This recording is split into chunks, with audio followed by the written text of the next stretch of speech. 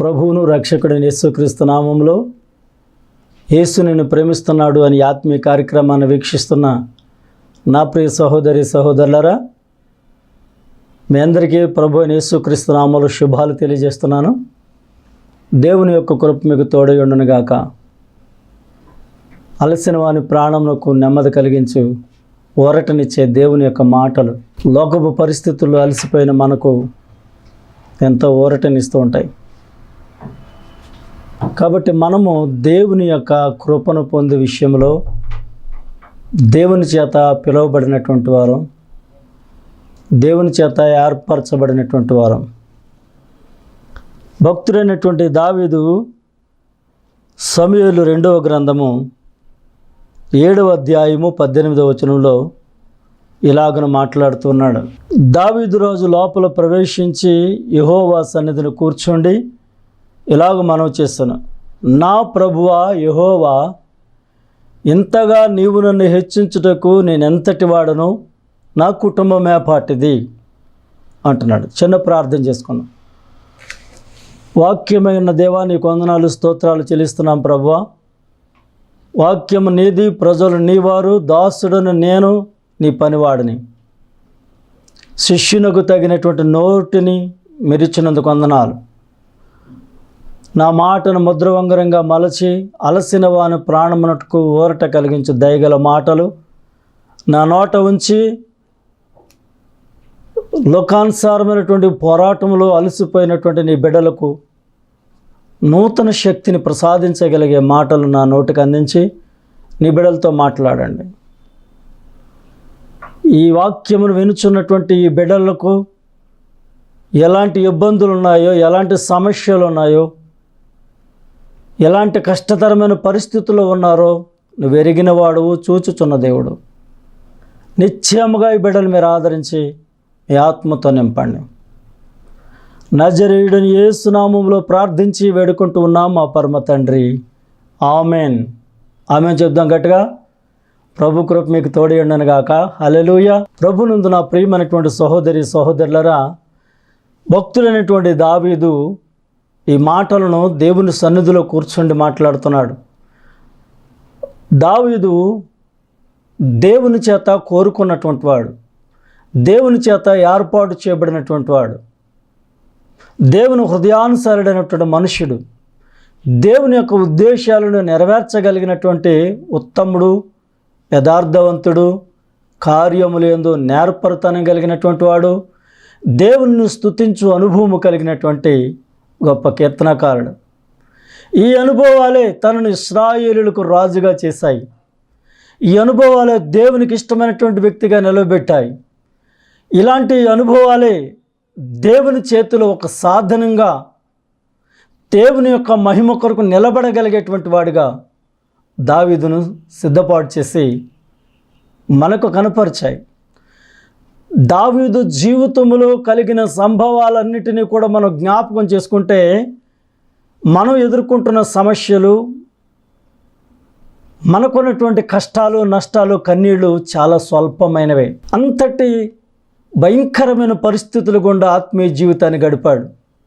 రాజుగారే ఎంతో గొప్ప భోగవంతమైనటువంటి విలాసవంతమైనటువంటి జీవితాన్ని గడపవలసినటువంటి వాడే, ఏమీ తక్కువ లేనటువంటి వాడు, అన్నిటినీ కలిగినటువంటి వాడు, అధికారము, హోదా సమస్తాన్ని కలిగి ఉన్నప్పటికీ కూడా దీనుడై దేవునికి ఎదుట తన్ను తాను కనపరుచుకుంటూ ఉండేవాడు.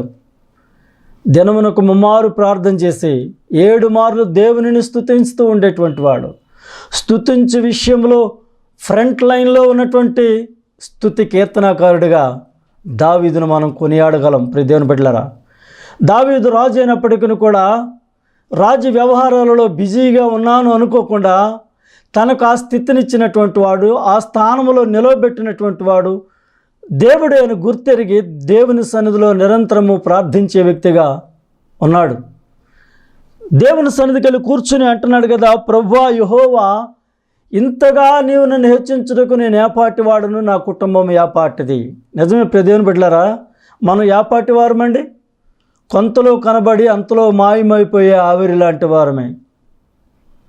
నీటి బుడగ లాంటి వారము, గడ్డి పువ్వు లాంటి వారము అని దేవుని వాక్యం తెలియజేస్తుంది. మనము నిర్మించబడిన రీతి ఆయనకు తెలుసు. ఎండకు గడ్డి పువ్వు వాడినట్లుగా మనం వాడిపోతూ ఉంటాం. దేవుని బిడ్డలారా, గాలి దాని మీద వీచిన మీదట అది ఎలాగున కనపడదో మన స్థితి కూడా అలాగే ఉంటుంది. ఎంత గొప్ప స్థిరుడైన ఒట్టి ఊపిరి కన్నా అలకనగా ఉన్నాడని దేవుని వాక్యం తెలియజేస్తూ ఉంది. మనం ఏపాటి వారమండి? అబ్రహాము దేవునితో అంటాడు, నేను ధూళి లాంటి వాడను అని, నేను పురుగు లాంటి వాడను అని. మన స్థితి అంతే, మన స్థితి అంతే. మనుష్యులమైన మనము స్థిరులం కాదు. దేవుడు కొంత సమయాన్ని ఈ భూమి మీద మనకు పెట్టాడు. ఆ సమయంలో మనము నిజరక్షకుడని యేసుక్రీస్తుని ఎరిగి ఆయన రక్తము ద్వారా కడగబడి జీవగ్రంథంలో మన పేర్లు వ్రాయించుకొని దేవుని కొరకు మనం జీవించాలి. ఇది దేవుని యొక్క ప్రణాళిక. ఎందుకంటే మన పౌరత్వం ఎక్కడ లేదు, మన పౌరత్వం పరలోకంలో ఉంది. దేవుని బిడ్డలారా, మన స్థితిని దేవుడు అక్కడే ఏర్పాటు చేశాడు. కాబట్టి భూమి మీద లోక సంబంధమైనటువంటి ఆశీర్వాదాలు అన్నిటినీ సిద్ధపరిచిన దేవుడు పరసంబంధమైనటువంటి దీవెని కూడా మన కొరకు సిద్ధపాటు చేసి మనకు అందించాడు. ఆ ఆశీర్వాదాన్ని అందుకున్నటువంటి దావీదు దేవుని సన్నిధిలో ప్రార్థన చేస్తున్నాడు, అయ్యా నీవు నన్ను ఎంతగా హెచ్చించటకు నేను ఏపాటి వాడును, నా కుటుంబం ఏపాటిది అని. నువ్వు అనుకుంటున్నావేమో నేను చాలా గొప్పవాడిని అని. కొంతమంది రాజకీయ నాయకులను చూసి, ఓ చిన్నపాటి అధికారిని చూసి ఎగిరెగిరి పడిపోతూ ఉంటారు. ఓ చిన్న కౌన్సిలర్నో లేక వార్డు మెంబర్నో చూసి, లేకపోతే చిన్న గ్రామంలో ఒక పార్టీకి సంబంధించినటువంటి ఒక పెద్ద మనిషిని చూసి అహంకారంతో ఎగిరెగిరి పడుతూ ఉంటారు. ఇది చాలా హాస్యాస్పదం. వారికి వారు భరోసా అనుకుంటారు. కానీ దేవుని బిడ్డలారా, దేవుని యొక్క సన్నిధిలో భక్తుడైనటువంటి కీర్తనాకారుడు రాజు అయినప్పటికీ కూడా తన్ను తాను తగ్గించుకుని కూర్చుని దేవుడు తనకిచ్చినటువంటి స్థితిని జ్ఞాపకం చేసుకుంటూ ఉన్నాడు. నీవు నన్ను ఎంతగా హెచ్చించుటకు నేను ఏపాటి వాడను, నువ్వు దయగల దేవుడు ప్రభువా, నేను ఏపాటి వాడనని ఆయన దేవుని సన్నిధిలో మాట్లాడుతున్నాడు. నా ప్రియమైనటువంటి దేవుని బిడ్డ, దేవుడు ప్రతి సమయంలో మనలో జ్ఞాపకం చేసుకుంటాడు. కృంగిన సమయంలో దేవుడు మనలను జ్ఞాపకం చేసుకుంటాడు. కన్నీటి సమయంలో దేవుడు మనలను జ్ఞాపకం చేసుకుంటాడు. ఒంటరి సమయంలో దేవుడు మనకు జ్ఞాపకం చేసుకుని ఆయన తోడుగా ఉంటాడు. బలహీన సమయంలో ఆయన మనకు తోడుగా ఉండి మనల్ని బలపరుస్తాడు. భయం చేత కృంగి ఉన్నటువంటి మనకు నూతన బలాన్ని ఇస్తాడు. కృంగిన సమయంలో ధైర్యాన్ని ఇస్తాడు. అలసిపోయి సోలిపోయినటువంటి సమయంలో ఆయన మనకు ఆదరణ ఇచ్చే దేవుడిగా ఉన్నాడు. ప్రతి పరిస్థితికి చాలిన దేవుడిగా ఆయన ఉన్నాడు. నువ్వే పరిస్థితిలో ఉన్నావో, ఈ మాటలు వింటున్న ప్రియ దేవుని బిడ్డ, నువ్వే పరిస్థితిలో ఉన్నావో, ఒంటరి స్థితిలో ఉన్నావా, దేవుడు నీకు చాలిన వాడిగా ఉన్నాడు. కృంగిన సమయంలో, కృంగిన పరిస్థితిలో నీవు ఉన్నావా, దేవుడు నీకు నూతన బలాన్ని ఇచ్చేవాడిగా ఉన్నాడు. దేవుడు నిన్ను మర్చిపోడు ప్రియ దేవుని బిడ్డ.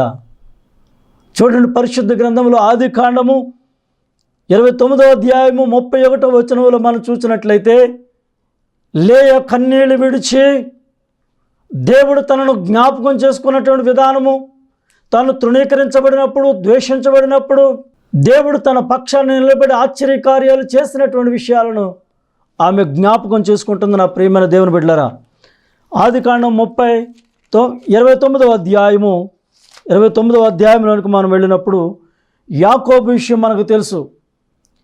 యాకోబు రాహేలును ప్రేమించాడు. రాహేలును ప్రేమించి రాహేలు కోసం 7 సంవత్సరాలు కొలిమి చేశాడు. 7 సంవత్సరాలు తన మామ యొక్క మందను మేపాడు. ఇదిగో తన యొక్క సమయం సమీపించినప్పుడు, నేను ఇదిగో 7 సంవత్సరాలు నీకు నేను కొలువు చేశాను, నా భార్య వద్దకు పోయినట్లుగా నాకు ఆమెను అప్పగించు అన్నప్పుడు, ఆ రాత్రి లాబాను అనేకమైనటువంటి ఆ జనసమూహాన్ని, తనకున్నటువంటి కుటుంబస్తులను, పనివారిని అందరినీ కూడా పిలిచి విందు చేసి ఆ రాత్రి రాహేలుకు బదులుగా లేయాను పంపించాడు. ఉదయాన్ని చూసేటప్పటికి తన దగ్గర ఉన్నది రాహేలు కాదు, లేయా. తన మామ తనను మోసగించాడు. ఇలా ఎందుకు చేసావంటే, మరి పెద్దదానికి పెళ్ళి అవ్వకుండా చిన్నదాన్ని ఇవ్వటం మాకు అది వాడుక కాదు, చిన్నదాన్ని కూడా ఇస్తాను, మరో 7 సంవత్సరాలు మాకు కొలువు చేరినప్పుడు రాహేలు కోసం మరొక 7 సంవత్సరాలు తన మామ మందను కాశాడు. ఎండకు ఎండాడు, మంచుకు తడిచాడు, ఎంతో శ్రమను అనుభవించాడు. తుదకు రాహేలును కూడా తనకు భార్యగా చేసుకున్నాడు. అయితే దేవుని బిడ్డలారా, అతడు లేయా కంటే రాహేలును బహుగా ప్రేమించి అతనికి మరి 7 ఏండ్లు కొలువు చేశాను. లేయా ద్వేషింపబడుట యెహోవా చూచి ఆమె గర్భము తెరిచెను. రాహేలు గొడ్రాలయ్యుండెను. లేయా గర్భవతి కుమారుని కని యెహోవా నా శ్రమను చూచి ఉన్నాడు గనుక నా పెనిమిటినను ప్రేమించును కదా అనుకుని అతనికి రూబేను అని పేరు పెట్టి, దేవుడు తన శ్రమను చూశాడు. ఎందుకంటే ఆమె ద్వేషించబడింది. రాహేలును ప్రేమించాడు, లేయాను ద్వేషించాడు. కాబట్టి ఎవరైతే ద్వేషించబడుతున్నారో వారిని దేవుడు ముందుగా జ్ఞాపకం చేసుకొని ద్వేషించబడిన దానికంటే మించిన ప్రేమను వారు పొందుకోగలిగేటట్లుగా దేవుడు ఆ కార్యాలను జరిగిస్తూ ఉన్నాడు. లేయాను గర్భవతిగా చేశాడు దేవుడు. రెండవదిగా కూడా మనం చూస్తే ఆమె మరలా గర్భవతి అయింది. మరలా గర్భవతి, నేను ద్వేషించబడుతున్న సంగతి యెహోవా విని ఉన్నాడు. ముందు చూచాడు, తన శ్రమను చూచాడంటుంది. ఇప్పుడు ద్వేషించబడుటను బట్టి ఆ సంగతి యెహోవా విన్నాడు. మనం మాట్లాడుకున్న ప్రతి మాటను దేవుడు వింటాడు. కన్నులనిచ్చినవాడు కానకుండునా, చెవులనిచ్చినవాడు వినకుండునా, హృదయంనిచ్చినవాడు స్పందించకుండునా అని యెషయా గ్రంథంలో రాయబడతా ఉంది. కన్నులనిచ్చినటువంటి వాడు చూచాడు, తన శ్రమను చూచాడు. హృదయంనిచ్చినటువంటి వాడు స్పందించాడు కనుక తనను జ్ఞాపకం చేసుకున్నాడు. అంతేకాదు దేవుడు విన్నాడు, చెవులనిచ్చిన వాడు విన్నాడు. ద్వేషించబడినదన్న సంగతిని దేవుడు విన్నాడు కనుక రాహేలు కంటే ముందుగా లేయాను దేవుడు జ్ఞాపకం చేసుకున్నాడు. కన్నీటి సమయంలో నా కన్నీళ్లను దేవుడు జ్ఞాపకం చేసుకున్నాడు అని చెప్పి లేయా దేవుని సన్నిధిలో ఆమె సాక్ష్యం ఇస్తోంది. నా ప్రియమైనటువంటి వారులారా, మొదటి సమూయేలు మొదటి గ్రంథము 1వ అధ్యాయము 15వ వచనంలో కూడా మనం చూస్తే గొడ్రాలుగా ఉన్నటువంటి పెనిన్నాతో అనేకమైనటువంటి మాటలు పడుతున్నటువంటి హన్నాను మనం చూస్తాం. హన్నా దేవుని మందిరానికి వెళ్ళిన ప్రతిసారి కూడా వేదన పడుతూ భోజనం మానేసి ఆమె ఏడుస్తూ ఉంది. తన భర్త తనని ఎంత ఓదార్చినా ఓదార్పు పొందటం లేదు. ఎందుకంటే తాను అనుభవిస్తున్న బాధ అలాంటిది. గొడ్రాలుగా మిగిలిపోయింది. దేవుని బిడ్డలారా, ఈనాడు అనేక మంది బిడ్డలు లేని వారిని మనం చూస్తూ ఉంటాం. అలాంటి వారు పైకి నవ్వుతూ ఉంటారు, కానీ వారు మనసంతా వేదనతో నిండిపోయి ఉంటుంది. దేవుడు నన్నెప్పుడు జ్ఞాపకం చేసుకుంటాడు, నాకు ఇప్పుడు ఎలాంటి బిడ్డలు కలుగుతారు అని తన భర్తలను వారు అడుగుతూ ఉంటారు. చూడండి, లేయా కూడా తన భర్తను అడిగింది, నాకు బిడ్డలు కలిగించు అని. అంటే నేనేమైనా దేవుణ్ణా అని అంటున్నాడు. చాలామంది భార్యలు తమ భర్తలను అడుగుతూ ఉంటారు, మనకు కూడా ఎలాంటి బిడ్డ కావాలని. దేవుడు ఇవ్వాలి. కనుటకు గర్భమునిచ్చిన నేను దానిని కనిపింపకుండా మూసేదనా అని యెషయా గ్రంథంలో దేవుడు అంటున్నాడు. లేయా ద్వేషించబట్టం చూచాడు, విన్నాడు కాబట్టి ఆమెను జ్ఞాపకం చేసుకున్నాడు. హన్నా విషయానికి వచ్చేటప్పటికి గొడ్రాలుగా ఆమె పడుతున్న నిందను, ఆమె కారుస్తున్న కన్నీళ్లను, ఆ నిందను విన్నాడు, ఆ కన్నీళ్లను చూచాడు. ఆమె మనోదుఖం కలిగిందే దేవుని సన్నిధికి వచ్చేది తన ఆత్మను కుమ్మరిస్తూ ఉంది. సమూయేలు మొదటి గ్రంథం 1వ అధ్యాయం 15వ వచనంలో రాయబడింది, అన్న తన మనోదుఖం కలిగింది, తన ఆత్మను కుమ్మరిస్తుంది అని. తన ఆత్మను దేవుని సన్నిధిలో కుమ్మరించినటువంటి హన్నా జీవితంలో దేవుడు అద్భుతం చేశాడు. హన్నా అంటుంది, అయ్యా నాకు ఒక కుమారుని ఇవ్వు, మరలా నీకే ఇచ్చేస్తాను. గొడ్రాలనన్న నిందను కొట్టివేయి ప్రభు అని తన జీవితములో ఉన్నటువంటి నిందను తీసివేయమని దేవుని అడుగుతుంది. తన ప్రతిసారి తన కన్నీళ్లకు కారణమైన నిందను కొట్టివేయమని అడుగుతుంది. ప్రతిసారి తన గుండె బరువెక్కినటువంటి ఆ కారణాన్ని తీసివేయమని దేవుని అడుగుతూ ఉంది. దేవుని సన్నిధిలో ప్రార్థించినప్పుడు దేవుడు హన్నా ప్రార్థన ఆలకించి మగబిడ్డనిచ్చాడు. దేవుని బిడ్డలారా, ఒక సహోదరికి వివాహమై మరి 8 సంవత్సరాలు అయింది. చాలా హాస్పిటల్ తిరిగి చాలా మందులు వాడారు. చాలా మందులు వాడిన ప్రయోజనం లేదు.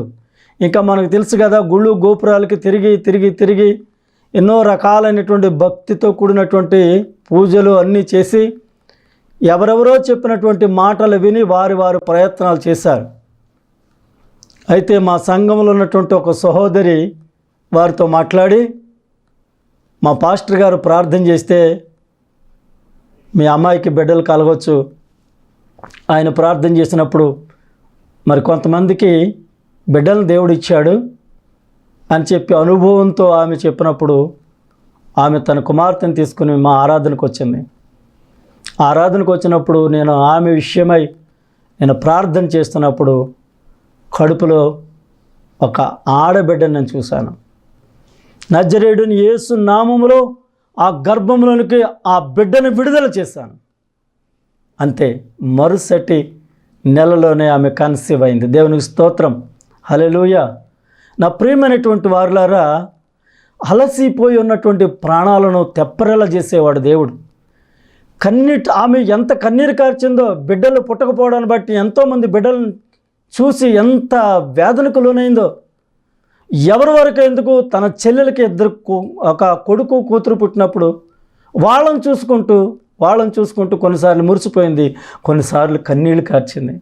నాకెప్పుడు దేవుడు ఇస్తాడు, నా కడుపు ఎప్పుడు పండుద్దో అని ఎదురు చూసింది. దేవుని బిడ్డలారా, ఆమె నిరీక్షణ ఆమెను సిగ్గుపరచలేదు, కానీ దేవుడు ఆమెను జ్ఞాపకం చేసుకుని పండంటి కుమార్తెనిచ్చాడు. ఆ తర్వాత వచ్చి కృతజ్ఞత కానుకనిచ్చి మళ్ళీ ప్రార్థన చేసుకున్నప్పుడు రెండవ కానుకగా దేవుడు మగబిడ్డనిచ్చి ఆ కుటుంబాన్ని జ్ఞాపకం చేసుకున్నాడు. ఈ మాటలు ఉంటున్న నా ప్రియ దేవుని బిడ్డలారా, ఎందుకు ఈ సాక్ష్యాన్ని మీతో పంచుకుంటున్నానంటే, దేవుడు కన్నీళ్లను చూచి ఆదరించి ఆశీర్వదించేటువంటి వాడు, మన హృదయవాంఛలను తీర్చేవాడు, ఆశగల ప్రాణాన్ని ఆయన తృప్తిపరుస్తాడు. ఒక సహోదరికి వివాహం 4 సంవత్సరాలైంది. తన అత్తగారు ఇంట్లో ఉంటున్నప్పుడు తన అత్తగారితో పోరు పడలేకపోయింది. ఆమె తన భర్తతో ఫ్యామిలీ షిఫ్ట్ అయింది. వేరే కాపురం పెట్టారు. వేరే కాపురం పెడితే మరి ఆమె ప్రభువుని ఎరగనది. అయితే ఏ సహోదరి అయితే ఈ 8 సంవత్సరాల నుంచి బిడ్డలు లేరు అని వారికి మా పాస్టర్ గారు ప్రార్థన చేస్తే బిడ్డలు కలుగుతారని చెప్పిందో, అదే సహోదరి వెళ్ళి ఆమెతో మాట్లాడుతూ ఉన్నప్పుడు ఆమె చెప్పింది, ఒకసారి మా ఆరాధనకు రండి, వస్తే మా పాస్టర్ గారు ప్రార్థన చేస్తారు, నీకు ఖచ్చితంగా బిడ్డలు కలుగుతారు, మీ అత్తగారితో నీకున్నటువంటి వివాదం తీరిపోతుంది, రండి అని మరి ప్రార్థనకు పిలిచినప్పుడు నేను ఎప్పుడు ప్రార్థనకు రాలేదు, ఎలా రావాలో తెలీదు అని అంటే, రండి నేను తీసుకెళ్తానని చెప్పి ఆమె బైబిలు ఈమెకిచ్చి, మా విశ్వాస యొక్క బైబిల్ ఆమెకిచ్చి, ఇలా బైబిల్ పట్టుకొని రండి అన్నప్పుడు బైబిల్ పట్టుకుని వస్తుంది. స్తుతి ఆరాధన జరుగుతూ ఉంది. స్తుతి ఆరాధన జరుగుతూ ఉన్నప్పుడు ఆమె లోనికి వస్తున్నప్పుడు నేను ఒక దర్శనాన్ని చూస్తున్నాను, కళ్ళారా చూస్తున్నాను. ఒక టర్కీ టవల్లో ఆమె బైబిల్ చేత పట్టుకొస్తుంది, కానీ నేను ఒక బిడ్డను ఎత్తుకుని వస్తున్నట్టు లోపలికి వస్తున్నట్టు నేను చూశాను. ఆరాధన అయిపోయిన తర్వాత అప్పుడు, అమ్మ నువ్వు ఒక బిడ్డను ఎత్తుకుని వస్తున్నావు, నీకు బిడ్డలు ఉన్నారా అంటే, లేరండి 4 సంవత్సరాలు అయింది పెళ్ళయి, నాకు బిడ్డలు లేరు, నా సమస్య అదే, అందు గురించనే మరి ఈమె నన్ను తీసుకుని వచ్చింది ప్రార్థనకి, మీతో ప్రార్థన చేయించడానికంటే, నీవు మగ బిడ్డను కనబోతున్నావు, దేవుడు నీకు బిడ్డని ఇస్తున్నాడు అని చెప్పినప్పుడు ఆమె ఎంతో ఆనందపడింది. ఆ తర్వాత 4 నెలలు ఆమె అసలు కనబడలేదు. కనబడపోయేటప్పటికి అలా వచ్చి వెళ్ళిపోతూ ఉంటారులే, సహజం అనుకున్నాను. ఆ తర్వాత ఆమె కృతజ్ఞత కానుక పంపించి, నేను గర్భవతిని అయ్యాను, నేను ఇప్పుడు 3వ నెల గర్భవతిని, ఇదిగో ఈ కానుక పాస్టర్ గారికి ఇచ్చి నా కొరకు ప్రార్థన చేయమనండి అని చెప్పి ఆమె కృతజ్ఞతార్పణ పంపించింది. ఆమె ఆ సహోదరి పక్షంగా మా విశ్వాస సాక్ష్యం చెప్పి కృతజ్ఞతార్పణ అక్కడ అర్పించింది. నా ప్రియమైనటువంటి దేవుని బిడ్డ, నువ్వు కన్నీరు విడిచినప్పుడు దేవుడు నీ కన్నీళ్లకు జవాబును ఆయన సిద్ధపరిచి ఉంచాడు.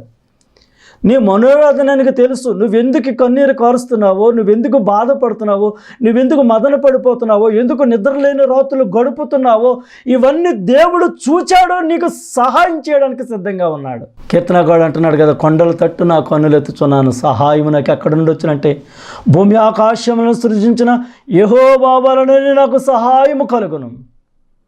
అవును, ఆయన నీకు సహాయం చేస్తాడు, సమయోచితమైన సహాయం చేస్తాడు. నీ హృదయం ఆనందంతో గొంతులు వేయగలిగే సహాయం చేస్తాడు. ఆ తర్వాత దేవుని బిడ్డలారా, దేవుడు అన్ని విషయాల్లో నీకు మేలు చేసేవాడుగాను, కన్నీటి సమయంలో కాదు, ఒంటరి సమయంలో కూడా నీకు తోడై ఉంటాడు. ఒంటరి సమయంలో దేవుడు నీకు తోడై ఉండి నిన్ను బలపరిచి నడిపిస్తాడు. మనకు తెలుసు, రూతు గ్రంథంలోకి మనం వెళ్ళినప్పుడు దేవుని బిడ్డలారా, రూతు గ్రంథము 2వ అధ్యాయంలో 2వ అధ్యాయము 12వ వచనంలో కూడా మనం చూసినప్పుడు ఎలీమెలెకు అనేటువంటి అతని భార్య నయోమి 2 కొడుకులు మహలోను కిలియోనును కూడా తీసుకొని బెత్లెహేములో కరువు వచ్చిందని చెప్పి మోయాబు దేశానికి వెళ్ళారు. వారి ఆలోచనలు తల్లకిందులైపోయాయి. కరువులో ప్రాణాన్ని కాపాడుకుందామని చెప్పే ఆలోచనతో వారు అక్కడికి వెళ్ళారు, కరువును తప్పించుకోవడానికి వెళ్ళారు. కానీ దేవుడు తన ప్రజలను ఎడబాసేవాడు కాడు. కరువులో సజీవులనుగా పోషించేటువంటి వాడు. అక్కడ ఎలీమెలెకు చనిపోయాడు, మహలోను కిలియోను కూడా 2 చనిపోయారు. వారి వివాహమైన తర్వాత ఆ ఎలీమెలెకు చనిపోయాడు, 2 కుమారులకు వివాహం చేసింది. 2 కుమారులకు వివాహం చేసినప్పుడు దేవుని బిడ్డలారా, ఆ 2 కుమారులు కూడా మరి పరిస్థితులు ఏమయ్యాయో తెలియదు కానీ వారిద్దరు కూడా చనిపోయారు. దేవుని బిడ్డలారా, మోయాబు స్త్రీల్లో 2వ కోడలైనటువంటి రూతు తన అత్తగారిని హత్తుకొని ఉంది. దేవుడు తన ప్రజలను జ్ఞాపకం చేసుకున్నాడు. అక్కడ ఆహారం సమృద్ధిగా ఉంది, అక్కడ ఉన్న ప్రజలు క్షేమంగా ఉన్నారనే సంగతి విని సర్వశక్తిమంతుడు నా పట్ల ఇక్కడ చాలా మరి దయచూపలేదు, నేను చాలా ఇక్కడ ఓడిపోయాను, చాలా ఇబ్బంది పడ్డాను, నా భర్త నా బిడ్డలందరూ కోల్పోయాను అని చెప్పి తన కోడలతో అంటుంది, అమ్మ మీరు మీ తల్లిగారింటికి వెళ్ళిపోండి, మీ పుట్టింటికి వెళ్ళిపోండి, నేను నా స్వదేశానికి నేను వెళ్ళిపోతున్నాను అన్నప్పుడు వార్ప ముద్దు పెట్టుకుని తన పుట్టింటికి వెళ్ళిపోయింది.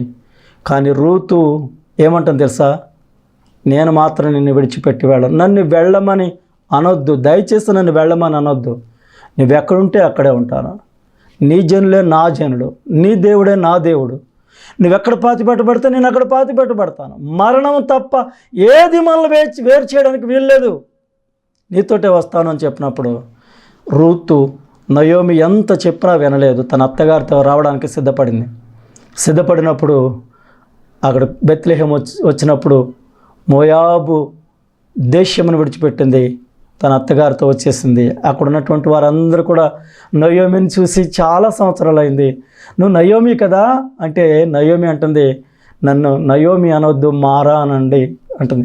నయోమి అనే పేరునకు మధురము అని అర్థం. తన మధురమైన పరిస్థితులని చేదు అనుభవాలుగా మారిపోయాయి, తన అంచనాలు తల్లకిందులైపోయాయి, ఒకటి తలిస్తే మరొకటి జరిగింది. ఇలా మన అనుదిన జీవితాల్లో చాలాసార్లు ఒకటి అనుకుంటాం, ఇంకోటి జరుగుతుంది, ఒకటి చేయాలనుకుంటాం, మరొకటి చేస్తూ ఉంటాం, చాలా పొరపాట్లు మనకు మనంగానే చేస్తూ ఉంటాం, స్వయంకృతాపరాధాలు ఎన్నో మనకు మనంగానే చేసి దేవుని యొక్క అద్భుత కార్యాలను చూడకుండా ఆయన కృపకు దూరం అవుతూ ఉంటాం. కాబట్టి ఇశ్రాయేలు దేవుని యొక్క రెక్కల కింద సురక్షితంగా ఉండడానికి వచ్చినట్లుగా మరి ఆమెను అభివర్ణిస్తూ ఉన్నాడు. ఒంటరి సమయంలో కూడా నీకు దేవుడు తోడయుండి, దిక్కు దశ లేదు అనుకున్నటువంటి నీకు దేవుడు దిక్కై నిలిచి నిన్ను ఆదరిస్తాడు. బలహీన సమయంలో ఆయన నిన్ను బలపరిచి నిన్ను నిలబెడతాడు. ఒకవేళ భయం చేత కృంగి ఉంటే నిన్ను బలపరచు, నూతన బలమిచ్చి నిన్ను బలపరుస్తాడు. రాజుల మొదటి గ్రంథము 19వ అధ్యాయము 4వ వచనంలో మనం చూసినట్లయితే అక్కడ ఒక గొప్ప ప్రవక్త మనకు కనబడుతున్నాడు, ఏలియా ప్రవక్త.